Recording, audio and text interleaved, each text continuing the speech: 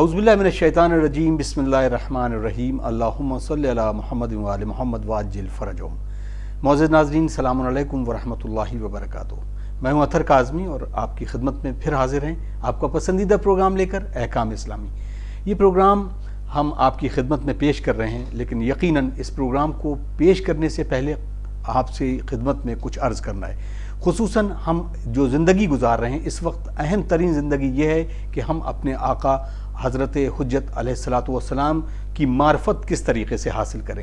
اس طرح کے سارے پروگرام، جو بھی جتنے بھی ریلیجس پروگرام ہیں، ان کا مقصد اور ہدف ہی یہ ہے کہ ہم اپنے آقا کی نصرت کرنے کے لیے آمادہ ہوں اور ایک ایسا معاشرہ تشکیل کریں جس کے ذریعے آقا کی نصرت کرتے ہوئے ایسے افراد تیار کیے جائیں جن کے اندر معرفت آقا ہو۔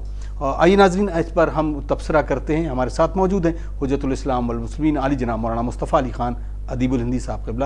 آئیے ان کا استقبال کرتے ہیں اور اس پروگرام کا آغاز کرتے ہیں۔ السلام علیکم۔ علیکم السلام ورحمۃ اللہ۔ آقا، یقیناً جس دور میں ہم زندگی گزار رہے ہیں، سب سے پہلا جو سوال ہے، کیونکہ ہم اس سوال کو بھی آپ کی خدمت میں دیں اور تمام ناظرین کی، کہ ہم کس طریقے سے اپنے آپ کو تیار کریں تاکہ حضرت کے لیے نصرت کرنے کے لیے ایک معاشرہ تشکیل ہو اور ہم اس کے لیے تیار ہو سکیں۔ اعوذ باللہ من الشیطان الرجیم، بسم اللہ الرحمن الرحیم، الحمدللہ رب العالمین، وصلی اللہ علی سیدنا محمد وعلہ الطیبین الطاہرین۔ دیکھیں، اس میں کوئی شک نہیں ہے کہ ہماری سب سے اہم ذمہ داری اس دور میں یہ ہے کہ ہم اپنے آپ کو حضرت کے ظہور کے لیے آمادہ کریں۔ جی، یہ سب سے اہم ذمہ داری ہے ہماری۔ اور جیسے ماہ مبارک میں ہم ہیں اور ماہ مبارک میں ہم روزے رکھ رہے ہیں، اپنے آپ کو اچھا بنانے کی کوشش کر رہے ہیں، یہ بہترین موقع ہے کہ ہم اس زاویے سے بھی ماہ مبارک کی طرف دیکھیں کہ ہم کتنا اپنے آپ کو اچھا کر سکتے ہیں، کتنا اپنے اندر ہم چینجز لا سکتے ہیں کہ ہم حضرت کے سامنے حاضر ہونے کے لیے آمادہ ہو سکیں۔ رمضان میں خداوند عالم نے جب ہمیں روزہ رکھنے کا حکم دیا ہے تو ساتھ ہی یہ توقع ہے ہم سے کہ ہم متقی اور پرہیزگار ہو جائیں۔ ہم اپنے نفس پہ کنٹرول کرنے کی صلاحیت جو ہمیں خداوند عالم نے دی ہے، اس کی ہم تمرین، اس کی ایکسرسائز ہم کرتے ہیں ماہ مبارک رمضان میں۔ تو یہ بہترین موقع ہے کہ ہم اس نیت سے یہ عمل انجام دیں کہ خدا نے ہم کو حکم دیا ہے کہ ہم روزہ رکھیں، اور خداوند عالم کے حکم پہ روزہ رکھتے ہوئے ہم اپنے اندر اپنے نفس پہ کنٹرول کرنے کی جو ہماری صلاحیت ہے اس کو ہم اتنا مضبوط کر لیں کہ صرف ماہ مبارک نہیں، ہم پورے سال اپنے آپ کو اچھا کر سکیں اور اچھا بنا سکیں۔ اور جہاں تک مسئلہ یہ ہے کہ ہم سماج کو کیسے اچھا کریں، تو سماج انسانوں سے بنتا ہے، لوگوں سے بنتا ہے۔ اگر ہر انسان خود کو اچھا کر لے تو سماج اپنے آپ اچھا ہو جائے گا۔ پریشانی یہ ہے کہ ہم بجائے اس کے کہ خود کو اچھا کریں، ہم دوسرے کو اچھا کرنے کی فکر میں پہلے لگ جاتے ہیں۔ امر بالمعروف و نہی عن المنکر بالکل جزو دین ہے، لیکن امر بالمعروف و نہی عن المنکر کرنے کی شرط یہ کہ انسان خود پہلے اپنے آپ کو بہتر کر چکا ہو۔ اگر ایک انسان خود گناہ گار ہے تو وہ کیسے کسی سے کہہ سکتا ہے کہ تم گناہ نہ کرو؟ اس کی بات کا اثر ہی نہیں ہوگا۔ روایات میں ہے، علماء نے بیان کیا ہے کہ رسول اکرم صلی اللہ علیہ وآلہ کے پاس ایک خاتون آئی اور اس نے کہا کہ میرا بچہ شہد بہت کھاتا ہے، اس کو منع کر دیجئے کہ وہ شہد زیادہ نہ کھایا کرے، اس کے لیے اچھا نہیں ہے۔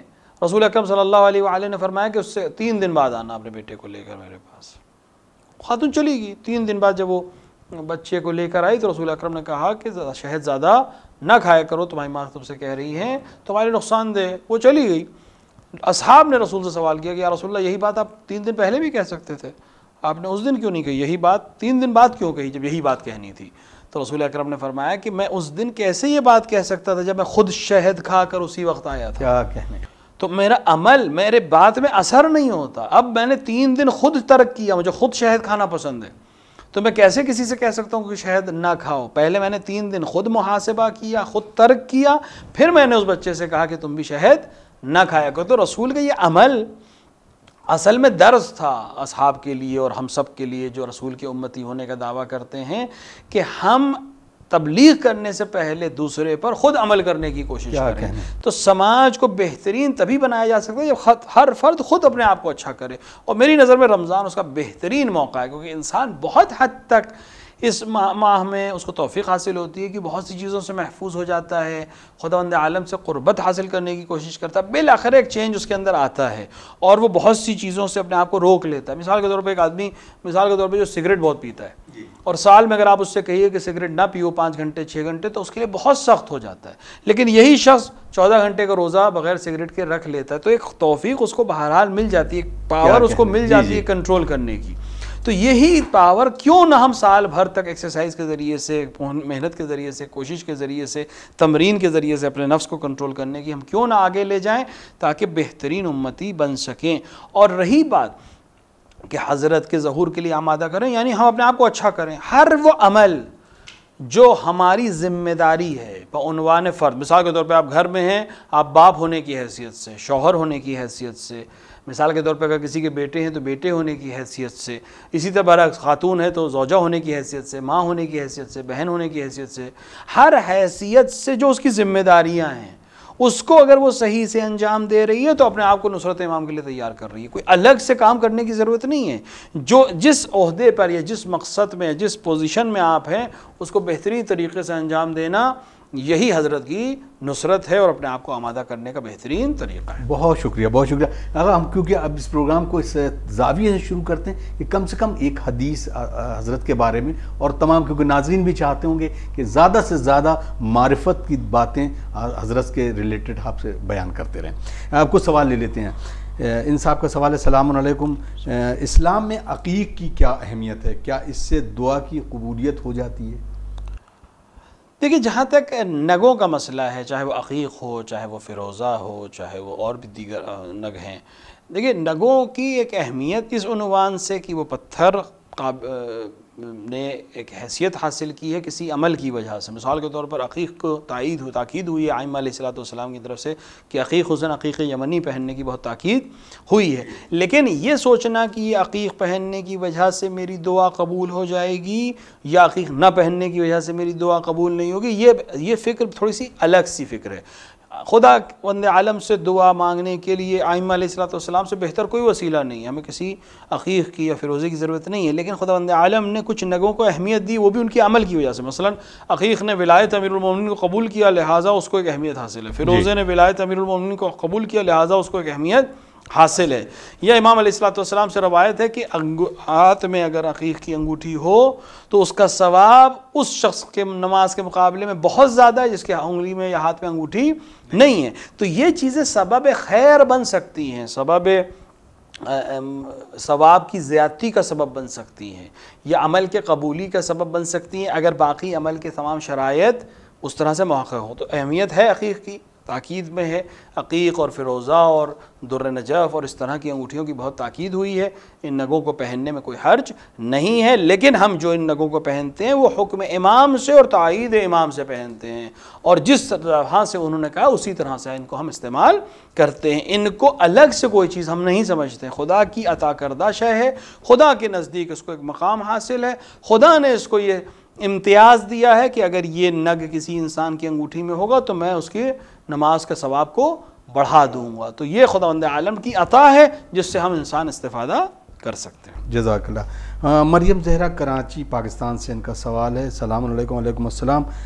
آغا میرا سوال یہ ہے کہ میں واٹس ایپ اور فیس بک پر بہت ساری قرآنی آیات جو اکثر کر لوگ بھیجتے ہیں یا ان کو میں دیکھتی ہوں، اور وہ آیات کیا ہم ڈیلیٹ کر سکتے ہیں یا نہیں؟ کیونکہ میں نے ایک بار ڈیلیٹ کی تو میرے جو کزن ہے اس نے کہا کہ اس کو ڈیلیٹ کرنا یعنی قرآن کو کسی طرح سے مسخ کرنے کے برابر ہے، تو اس میں کیا حکم ہے شرعی؟ نہیں، اس میں کوئی حرج نہیں ہے۔ قرآن کی آیتیں مثال کے طور پر حتیٰ کہ کسی کاغذ پہ لکھی ہو اور آپ کو اس کاغذ کو مثال کے طور پر ختم کرنا اس آیت کو، تو اس کو محو کرنے میں کوئی حرج نہیں ہے۔ مسخ کرنے کا مطلب یہ ہوتا ہے کہ قرآن کو پارا کرنا یا ہدف بے حرمتی کرنا ہو۔ ایک دفعہ قرآن بہت فشردہ ہو گیا، خراب ہو چکا ہے، آپ اس کو ختم کرنا چاہتے ہیں، کیا کریں گے؟ آپ یہاں دفن کر دیں گے یا دریا میں ڈال دیں گے؟ تو یہاں ہدف اس کی بے حرمتی سے بچانا ہے۔ اسی طرح مثال کے طور پر آج کا جو زمانہ ہے ورچوئل زمانہ ہے، یہ چیز جو وہاں لکھی ہوئی ہے، یہ عبارت اگر اصل لکھی ہوتی کسی کاغذ پر، کسی تحریر میں ہوتی، پرنٹڈ میٹر ہوتا، تو اس کا حکم بالکل الگ ہوتا، لیکن ورچوئل میں کمپیوٹر کے اوپر یا اسکرین کے اوپر یا کسی موبائل سیٹ کے اوپر یا کسی بھی سورس سے اگر لکھا ہوا ہے اور آپ اس کو ڈیلیٹ کر رہے ہیں تو اس میں کوئی قباحت نہیں ہے اور اس کام کو انجام دینے میں کوئی مسئلہ نہیں ہے۔ اسد حسین یہ علی گڑھ سے سوال کرتے ہیں، کیا رمضان کے دوران کسی طریقے کا گانا گانا یا اس سے کچھ بھی میوزک کا انسٹرومنٹ بجانا یہ روزے کو باطل کر دیتا ہے؟ دیکھیے خود دو مسئلے ہیں یہاں پہ، ایک ہے انسٹرومنٹ میوزک کا سننا یا اس کو استعمال کرنا جو شرعاً حرام ہے، کیونکہ تمام فقہا کے نزدیک برجع علی قدر حضرت آیت اللہ العظمیٰ سے صادق حسین شیرازی کے نزدیک انسٹرومنٹل میوزک کا سننا اور اس کو بجانا مطلقاً حرام ہے۔ رہی بات یہ کہ کیا یہ حرمت روزے کو بھی باطل کر دیتی ہے، تو اس کا جواب ہے کہ نہیں، روزہ باطل نہیں ہوگا، بھلے اس نے ایک حرام کام انجام دیا ہے۔ یعنی ایک انسان اگر موسیقی سن رہا ہے تو اس نے ایک حرام کام انجام دیا ہے، لیکن اس سے اس کا روزہ باطل نہیں ہوگا، کیونکہ روزے کے مبتلات جو ہیں وہ ہمارے پاس بالکل طے ہیں، متفقہ ہیں کہ یہ چیزیں روزے کو باطل کرتی ہیں۔ ان میں موسیقی سننا یا کوئی اور ایسا حرام جو ان مبتلات میں سے نہیں، اگر کوئی شخص انجام دے رہا ہے تو اس نے حرام کام انجام دیا ہے، اس کی سزا اور اس کی مثال کے طور پر جو اس کی عذاب ہے وہ اس کا شامل حال ہوگا جب قیامت برپا ہوگی، لیکن خود روزہ باطل نہیں ہوگا۔ تو موسیقی کا جہاں تک مسئلہ ہے، موسیقی سننا مطلقاً حرام ہے، اگر انسٹرومنٹل ہے اس کو بجانا بھی حرام ہے، لیکن اگر کوئی روزے کی حالت میں یہ کام انجام دیتا ہے تو اس سے روزہ باطل نہیں ہوگا۔ بہت شکریہ آغا۔ اسی سے ملتا جلتا ایک اور سوال ہے، السلام علیکم، کیا روزے میں ضعیف روایت یا حدیث سے ریلیٹڈ کچھ ایسی باتیں کہ جو واقعی میں نہ ہوں اور کسی کو فارورڈ کرنا، یہ بھی اس ضمن میں آتا ہے کہ روزے کو باطل کر دے؟ دیکھیں روزے کے باطل کرنے میں ایک مسئلہ ہے کہ قرآن اللہ یا رسول یا ائمہ علیہ السلام کی طرف بہتان لگانا، ایک ایسی چیز کی نسبت دینا جو انہوں نے نہیں کہی ہو۔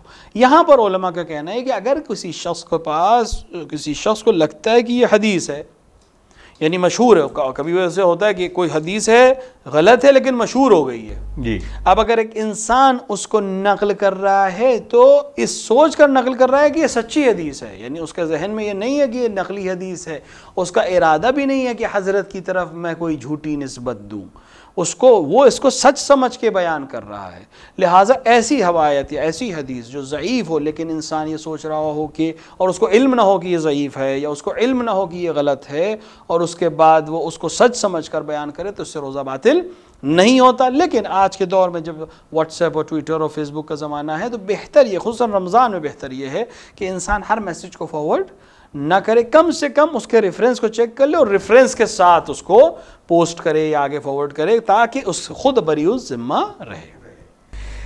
سمرین زہرا کا سوال ہے، یہ لکھنؤ سے سوال کرتی ہیں کہ آقا اگر مثلاً روزے کا ختم ٹائمنگ، اذان کا ختم کی جو شروعات ہے وہ 4:30 پر ہے اور روزے ختم سحر جو ہے وہ 4:20 پر ہے، اور اگر آنکھ ہی 4:20 کو کھلتی ہے تو یہ 10 منٹ کے اندر کیا ہم سحری کر سکتے ہیں؟ میرا روزہ صحیح ہوگا؟ دیکھیے خود روزے سحری کا وقت جو ہے وہ اذان یعنی روزے کی جو ابتدا ہے وہ اذان صبح سے، طلوع فجر سے ہے جی، اور انتہا جو ہے وہ اذان مغرب یعنی غسق اللیل سے ہے، یعنی جس وقت مغرب کا وقت ہوتا ہے وہ روزے کو افطار کرنے کا وقت ہے۔ ہمارے بر صغیر میں خصوصاً ہندوستان میں عام طور سے علماء نے، خصوصاً والد ماجد نے جو چارٹ تیار کیا جو پورے ہندوستان میں تقریباً رائج ہے نماز کے وقت کے لحاظ سے، اس میں انہوں نے 15 منٹ کی احتیاط ترک سحر میں رکھی ہے۔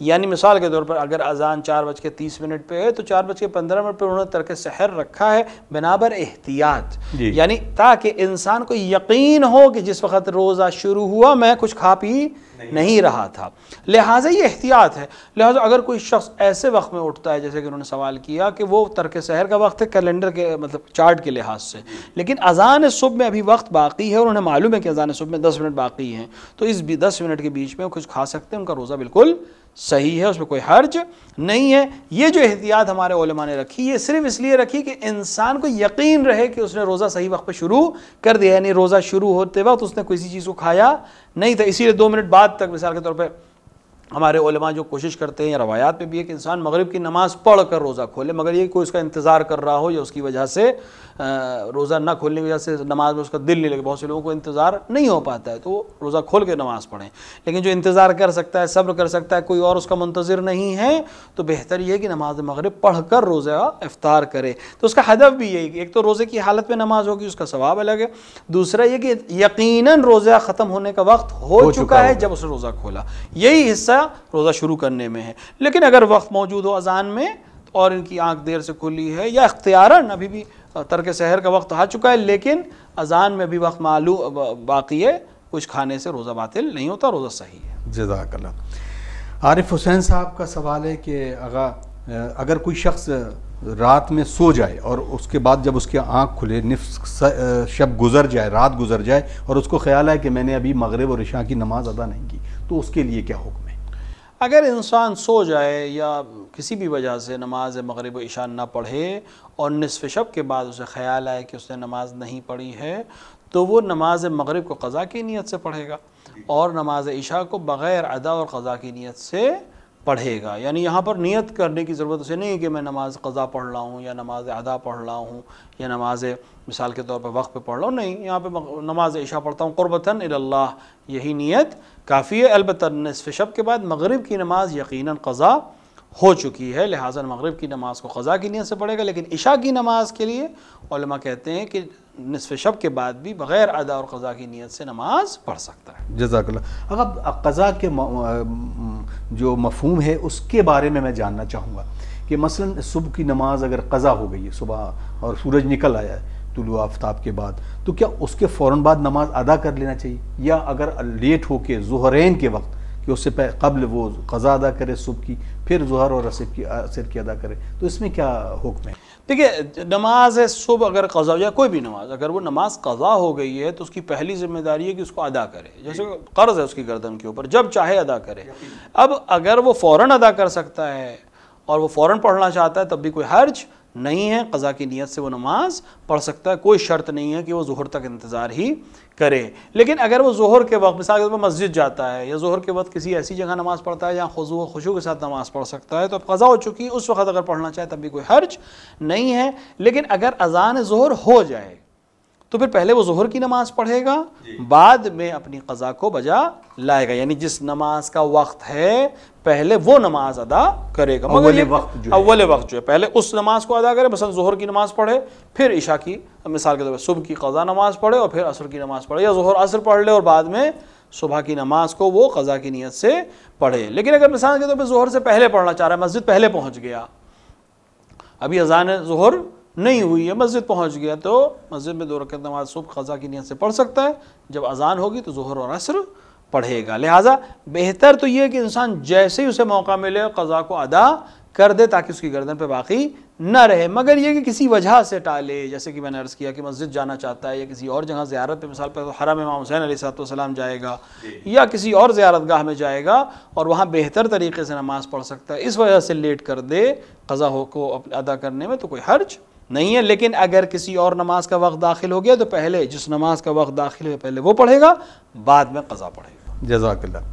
ناظرین، آپ دیکھ رہے ہیں پروگرام احکام اسلامی، لائیو ٹرانسمیشن سے لکھنؤ اسٹوڈیو سے مخاطب ہیں. کچھ اور سوالوں کے ساتھ آغا کی خدمت میں پیش کرتے ہیں. آغا، ان کا سوال بڑا انٹرسٹنگ ہے. انہوں نے سوال کیا ہے کہ جو ملا کے جو نمازیں پڑھتے ہیں ظہرین اور مغربین، تو کیا اول وقت ظہر پڑھنے کے بعد بالکل اگر کوئی شخص بغیر کسی تعقیبات اور بغیر تسبیحات کے نماز شروع کرتا ہے عصر کی، یہی حال مغرب کا ہے کہ مغرب ختم کرنے کے فوراً بعد وہ عشاء کی پڑھتا ہے، تو کیا اس میں کوئی اشکال ہے، منع ہے یا پڑھ سکتا ہے؟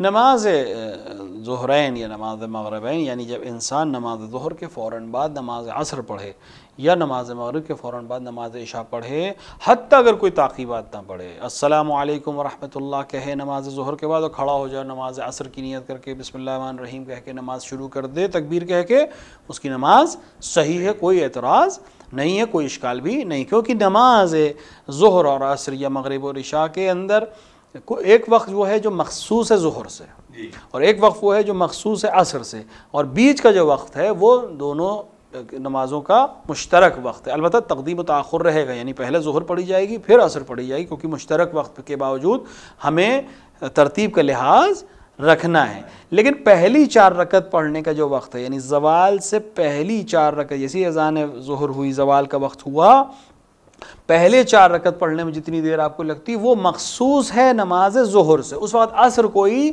نہیں پڑھ سکتا ہے، اس وقت صرف ظہر کی نماز پڑھی جائے گی.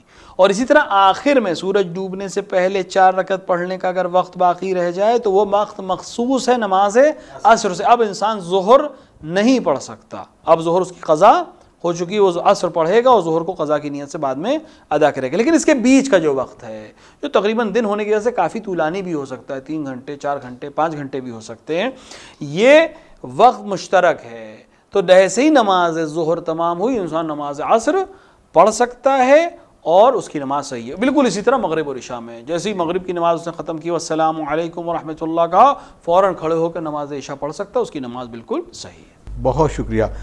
اب ان کا سوال, السلام علیکم. وعلیکم السلام. ایک شخص 44 کلومیٹر سے زیادہ دور کام کرنے جاتا ہے اور ہفتے میں 2 دن جاتا ہے, اور وہ شخص وہاں پر 1 دن رکتا بھی ہے. یہ مہینے میں 9 دن چلتا ہے یا اس سے کم, اور اس کا کیونکہ یہ پیشہ بھی ہے, تو کیا اس کے لیے روزہ قصر ہوگا یا اس کو مکمل طور پر کثیر السفر کے ضمن میں آئے گا, اس کو روزہ مکمل اگر اگر ہفتے میں 2 بار اس طرح سفر کرتا ہے اور زیادہ یعنی ہفتے میں 2 دن اس طرح سفر کرتا ہے, اکثر رکتا ہے وہاں, کبھی 9 دن رکتا ہے, کبھی کچھ دن رکتا ہے, اور آنے جانے کا سفر اس کا باقی رہتا ہے, تو یہ انسان اس روٹ پہ کثیر السفر مانا جائے گا اور اس کی نماز اور روزہ یہاں پہ قصر نہیں ہوگا, اور وہ نماز بھی پوری پڑھے گا اور روزہ بھی رکھ سکتا ہے. یعنی اس کو رکھنا ہی پڑے گا اگر واجب روزہ ہے ماہ رمضان کا. لیکن اگر اس کے علاوہ کسی روٹ پہ جاتا ہے مثال کے طور پر, تو پھر اس کو مسافر کے احکام پر عمل کرنا پڑے گا. یعنی ایسا شخص جس کا کام یہ ہے کہ وہ ہفتے میں 2 دن سفر کرتا ہے اور کبھی کبھی رکتا بھی ہے, اور یہ مسلسل ہر مہینے سال بھر یہی روٹین ہے, تو یہ جو سفر ہے یہ مسافر کے حکم میں یعنی کثیر السفر کے حکم میں ہے, اور کثیر السفر کے احکام پر عمل کرے گا. بہت شکریہ. مولانا صاحب السلام علیکم. مجھے استھما ہے اور میں اس کے لیے کبھی کبھی انہیلر لیتا ہوں, اور کیا میں روزہ رکھ لوں, اور اس درمیان اگر میری طبیعت زیادہ خراب ہو جائے اور مجھے انہیلر لینا پڑے تو کیا میرا روزہ صحیح رہے گا یا مجھے روزہ توڑنا پڑے گا؟ اگر انہیلر لینا ان کے لیے ضروری ہے تو مرجع علی قدر حضرت آیت اللہ عظمہ سے صادق حسین شیرازی کے نظریے اور باقی بعض مراجع کے نزدیک انہیلر سے روزہ باطل نہیں ہوتا ہے, وہ انہیلر لے سکتے ہیں. اگر انہیلر لینے میں مثال کے طور پر صبح لے لیں اور شام تک ضرورت نہیں پڑی تو زیادہ بہتر ہے. لیکن اگر روزے کی حالت میں, جیسے کہ انہوں نے کہا کہ اگر طبیعت خراب ہو جائے تو مجھے بغیر انہیلر کے آرام نہیں ملے گا, بالکل لے سکتے ہیں, ان کا روزہ صحیح ہے. بہت بہت شکریہ. السلام علیکم. وعلیکم السلام. میرا سوال ہے کہ جب وضو کرتے ہیں اور کلی کرتے ہیں اس وقت کچھ پانی دہن میں منہ میں رہ جاتا ہے, اور اس کو نکال دینا ہے, تھوک دینا ہے, یا کسی بھی ذریعے سے وہ اگر حلق کے نیچے اتر جاتا ہے تو اس میں کیا روزہ باطل ہو جائے گا؟ دیکھیں انسان جب کلی کرتا ہے یا وضو کے لیے انسان کے طور پر کلی کرتا ہے یا منہ کو دھلتا ہے تو کبھی کبھی زبان کے اوپر کچھ پانی رہ جائے اور وہ بے اختیار انسان کے چلا جائے دہن میں تو کوئی حرج نہیں ہے, اس کا روزہ صحیح ہے. ایک دفعہ کہ نہیں انسان کلی کرے اور اپنے پانی روکے اور پھر اس کو باقاعدہ ارادے اور اختیار کے ساتھ نگل جائے یا پی جائے, یہ اشکال ہے. لیکن اگر بے اختیار ہے اور یا منہ کے اوپر مزہ آ گیا ہے, زبان کو تر کر لے اور پھر وہ زبان کو مثال کے طور پہ ہونٹوں کو تر کر لے اور پھر اس طریق کو اندر لے لے, تو اس سے روزہ باطل نہیں ہوتا, اس کا روزہ صحیح ہے. اکثر کر کے کچھ لوگوں کو دیکھا ہے کہ وہ روزے کی حالت میں بہت زیادہ تھوکتے رہتے ہیں, بہت زیادہ, کہ ذرا سا بھی کچھ ان کو لگا کہ سلائیوا آ رہا ہے, ان کے تھوک آ رہا ہے تو وہ جلدی سے نکالتے ہیں. اس کو منع کیا گیا ہے یا کس طرح سے اس کے لیے حکم؟ روزے میں تھوکنے کی کوئی ضرورت نہیں ہے. بہت سے لوگوں کو ذہن میں یہ ہوتا ہے کہ مثال کے طور پہ اگر تھوک نکل لیا تو ان کا روزہ باطل ہو جائے گا. ایسا کوئی مسئلہ نہیں ہے, تھوکنے کی کوئی ضرورت نہیں ہے. ویسے بھی تھوکنے کے لیے بہت سے آداب ہے کہ ہر جگہ نہ ہو, ملے عام میں نہ ہو, لہٰذا اس کی احتیاط رکھنی چاہیے. تھوک اکٹھا ہو گیا اور نگل بھی لے تب بھی روزہ باطل. بہت شکریہ. وقت بالکل اجازت نہیں دے رہا. ناظرین آپ دیکھ رہے ہیں پروگرام احکام اسلامی لائیو ٹرانسمیشن سے لکھنؤ اسٹوڈیو سے آپ سے مخاطب ہیں. دیے گئے نمبر پر اپنے سوالات بھیج سکتے ہیں اور اس کے مثبت جواب آپ کو پہنچائے جائیں گے انشاءاللہ تعالیٰ. اور امید کر رہے ہیں کہ آپ ہمارے پروگرام ضرور دیکھ رہے ہوں گے. کوشش کیجئے کہ اس پروگرام کے ہمارے یوٹیوب سیگمنٹ کے ذریعے ہمارے ویڈیوز کو زیادہ سے زیادہ شیئر کریں تاکہ تعلیمات معصومین کی ترویج بھی ہو سکے اور احکام اسلامی کے جو تمام نقود ہیں وہ تمام لوگوں تک پہنچ بھی سکیں. ہمیں دیجیے اجازت. انشاءاللہ اگلے ایپیسوڈ میں پھر ہوگی ملاقات کچھ سوالوں کے ساتھ, کچھ موضوعات کے ساتھ. والسلام علیکم ورحمۃ اللہ وبرکاتہ. آئیے دعا کرتے ہیں. اللہم عجل لولیک الفرج.